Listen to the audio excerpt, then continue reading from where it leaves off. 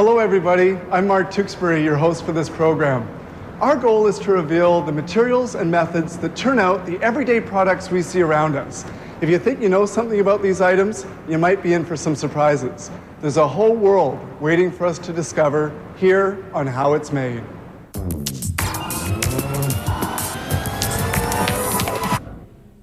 We all know butter comes from cow's milk, but did you also know that it can come from a camel? In olden times, when Arabs rode their camels, they hooked a goat skin filled with camel's milk to their saddles. The camel's ungainly walk stirred the milk, thereby liberating fat globules and forming butter. What a great idea. On today's show, steel, apple juice, aircraft landing gear, and cosmetics.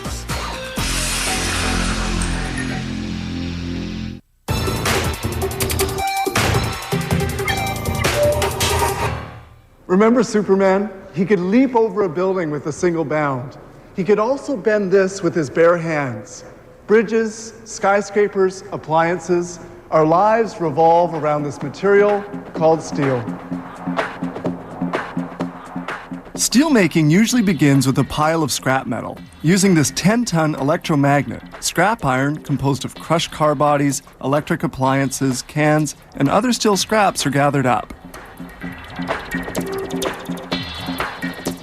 This powerful magnet is able to lift 5 tons of metal. About 83% of this scrap will be transformed into bars of steel. This metal is then dumped into a basket, which by itself weighs 32 tons.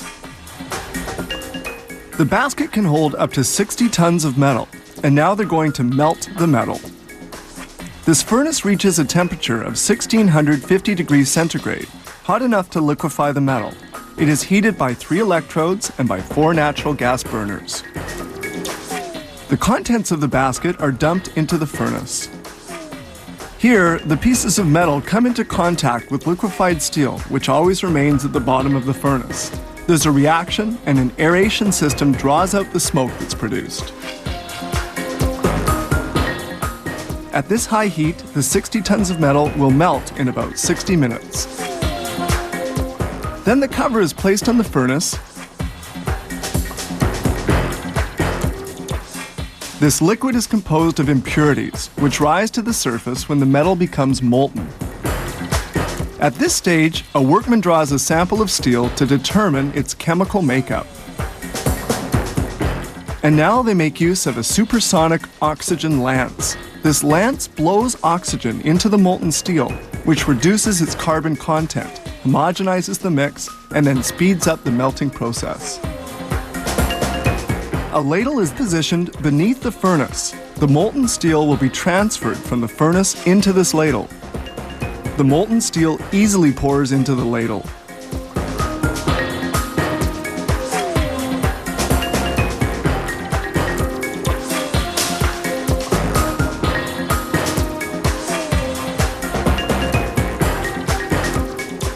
The ladle weighs 55 tons and holds 115 tons of molten steel.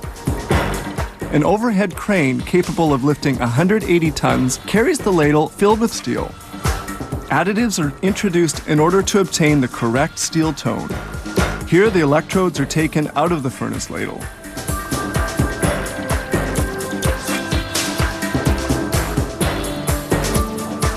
A workman now opens the pouring nozzles of the distributor, equipped with 4 pouring holes. The molten steel runs into molds. It very quickly cools and begins to harden. Steel billets are produced in lengths varying between 4.5 meters and 10.6 meters. The billets are then cut to the desired length with a natural gas torch. A pouring identification number is marked on them with a wax crayon. The difference between a steel billet and the nearly finished flattened product is clear. Flattening of the billets remains to be done. Before flattening begins, billets are placed in the furnace to be reheated for 2 hours at 1095 degrees centigrade. Water jets cool the billet ejector.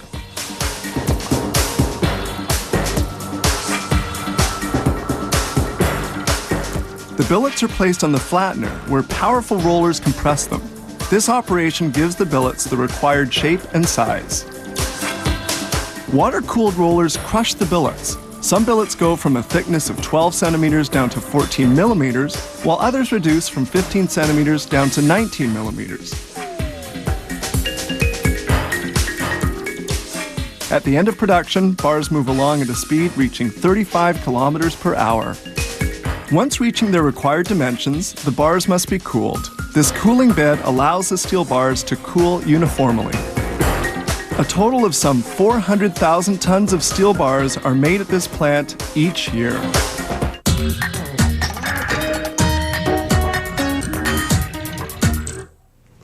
Put thousands of these into a big press, apply literally tons of pressure, and what do you get? Apple juice, of course. Some people like me drink gallons of it every single year. Here at Rougemont, they make apple juice mainly from Macintosh apples. Some 90% of juice production is done at the harvest time in October. A conveyor transports apples to an inspection location. Apples tumble in the reverse direction of the conveyor belt so that wet leaves and undesirable materials adhere to the belt.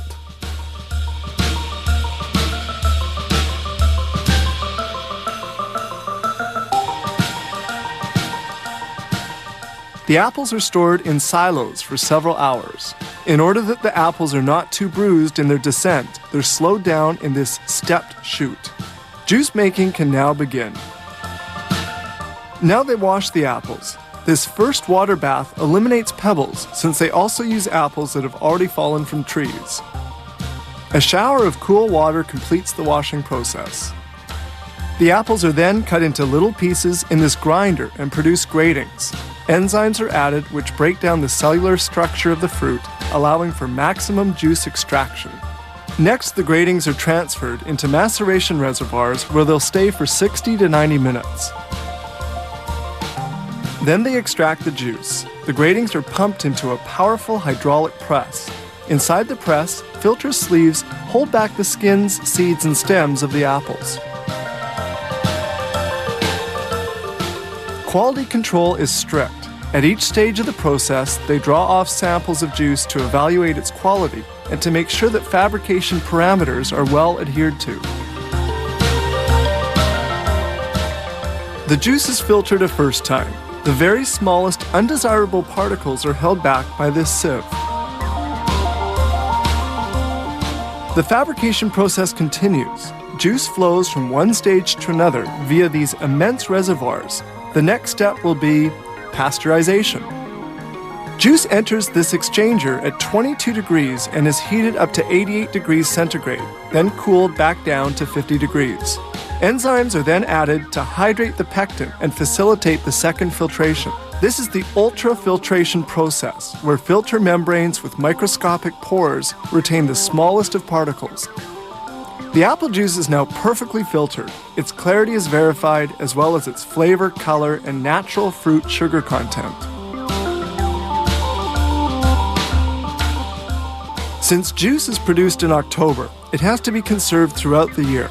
A portion of the production is stored in this sterile warehouse area to await being bottled during the year.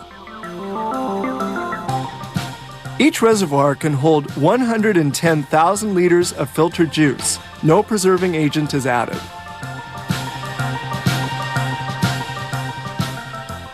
Now we move to the next stage, which is the filling of the containers. These little drinking containers are filled at the rate of 100 a minute. The containers are then hermetically sealed.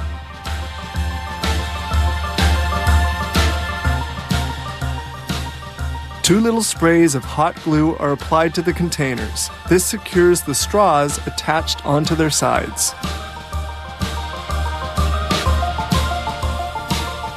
Another automated production line fills bottles with juice. They circulate in a row on this conveyor. Bottles are washed and disinfected with hydrogen peroxide in this white sterile room. Then they're rinsed with sterile water before being carried to the filling location. Each minute, 120 bottles are filled with pasteurized apple juice and sealed with a cap in a sterile environment.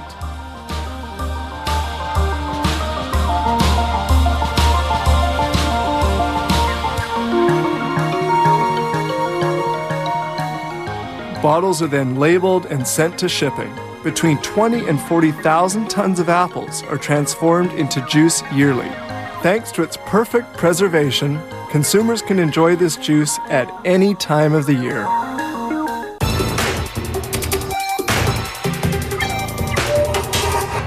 Flying is great, but easing hundreds of tons of aircraft onto a runway safely requires some pretty sophisticated landing gear. Let's see how it's made. This heavy piece of steel is the undercarriage of a KC-135R airplane. A landing gear comprises a central shaft to which an axle and wheels are attached. They begin machining the shaft. This digital lathe machines the exterior surface of the part.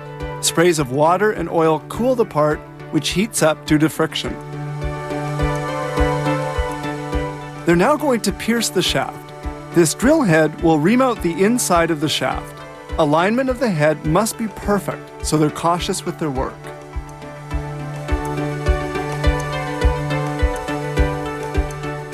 The perforating gets underway. Turnings from the cutting are saved, and these will be sold to foundries where they'll be recycled.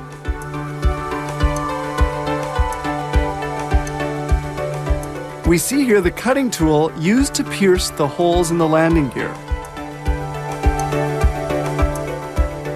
To perforate the part, very sharp cutting tools are used.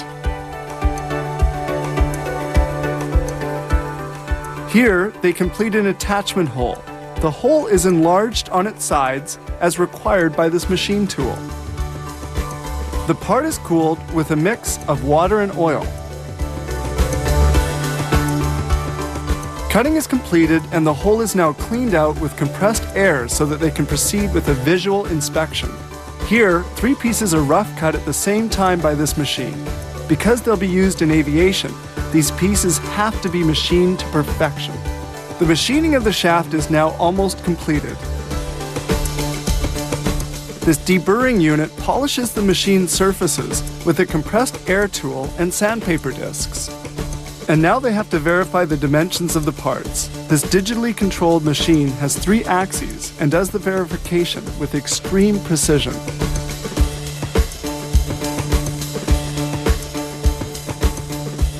Here, another unit allows for the machining of parts with greater dimensions.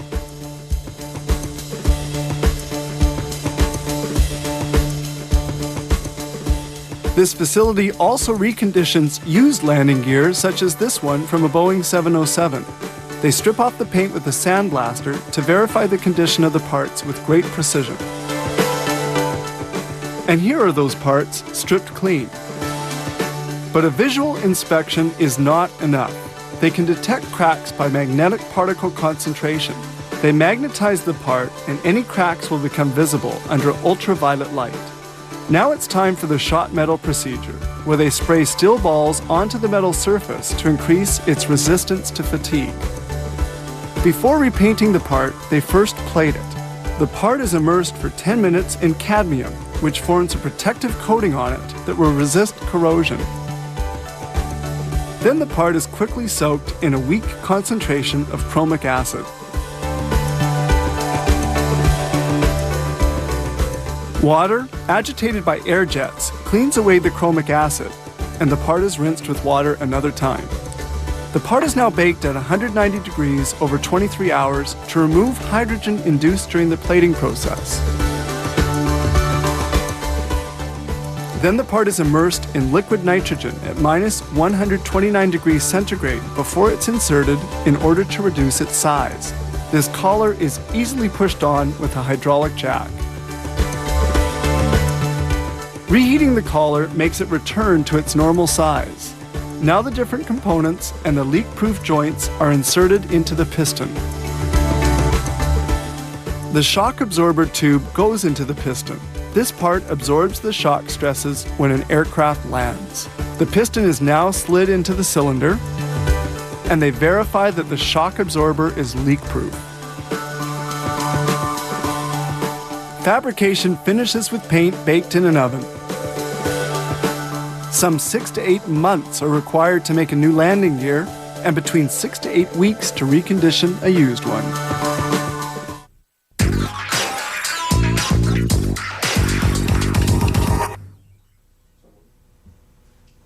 When the old-time vaudeville comic shouted "makeup," he was unceremoniously smacked in the face with a giant powder puff. Today, we take makeup much more seriously.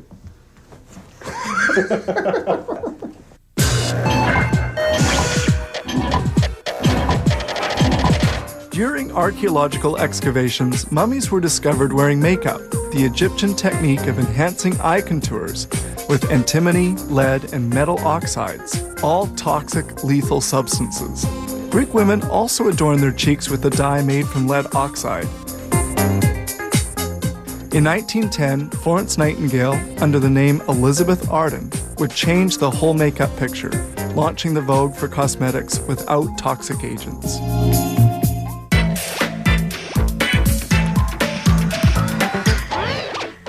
Cosmetics have been in existence since the dawn of time. There are many ingredients that make up a cosmetic formula. The industry heavily uses iron oxides to color its products in a multitude of attractive tones. Before moving into fabrication, each ingredient must be carefully and accurately weighed. These raw materials are often dry, such as powder, but can also be liquid, even oil or wax. Every ingredient will have first been approved by the Quality Control Laboratory. A single formula may contain over 50 ingredients.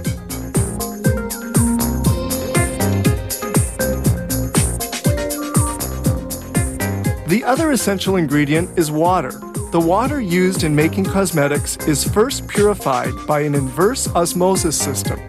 When it meets strict company standards, it is put into a stainless steel tank. Depending on the complexity of the recipe, between 4 and 10 hours of work are needed to make up a product. Let's begin with a bubble bath recipe. A part of the recipe is prepared in an adjoining container to make certain ingredients more soluble. A stainless steel screw propeller mixes all the ingredients thoroughly. All along its fabrication processing, the product will be subjected to many tests. Here, an acid-based neutralization reaction test is performed with a color indicator. The bubble bath has to be colored. A fragrance and a color are added, for in this recipe, the final product will be mauve.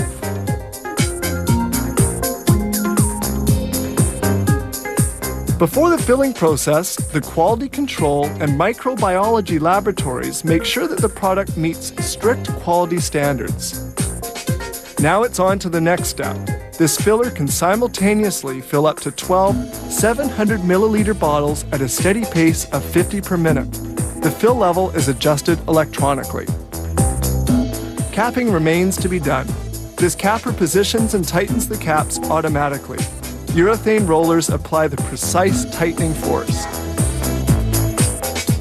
The bottles now pass beneath a sealer via induction, which generates a magnetic field, heating the metal piece placed in the cap. When hot enough, it welds itself onto the neck of the bottle. Another product made here is the peeling mask.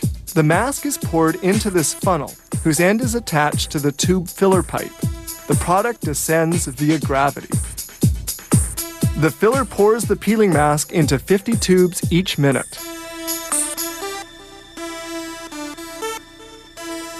Then, with heat and crimping, the tube end is sealed, and the tube heads for packaging. Other products made here, cologne and eau de parfum.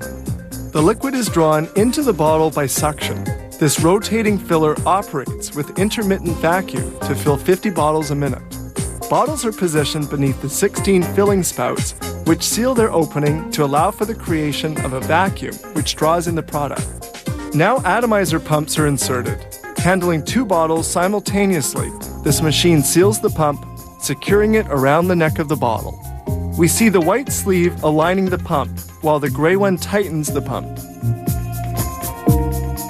Then there are the sprayers. This machine applies the spray stoppers and, with a hammer, presses them onto the pumps of the bottles, which are now finished.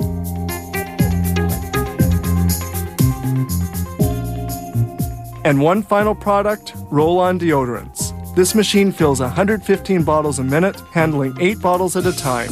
A filling stem pours the product into the bottle, and here they place the roller ball at 115 per minute. Then the ball is lightly pressed into the cavity in which it turns freely. This plant makes over 1,200 different products and yearly sells 32 million items.